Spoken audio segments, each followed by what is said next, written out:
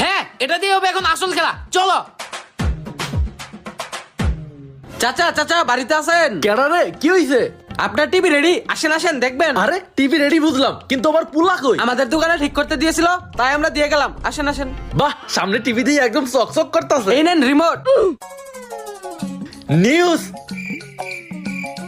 এই লালন, চল কাজে লেগে পড়ি। হ্যাঁ হ্যাঁ, চলো চলো। আরে টিভি আইতাছে না কেন? আরে আরে কাজ কর। আজকের তাজা নিউজ, এই তো নিউজ আয় পড়ছে। টিভি ভাঙার অপরাধে ছেলেকে নিষ্ঠুর আর পাষাণ ভাবে বাড়ি থেকে বের করে দিল বাবা। ছি ছি ছি ছি ছি, এটা কোনো বাবা হলো? সামান্য টিভি ভাঙার অপরাধে ছেলেকে বাড়ি থেকে বের করে দিল।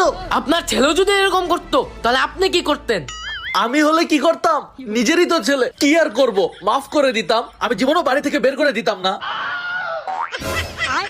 বাবা, আমি এই টিভিটা ভেঙে ফেলেছি বাবা, তুমিই তো বললে বাড়ি থেকে বের করে দিবে না। বাবা, আমাকে মাফ করে দাও।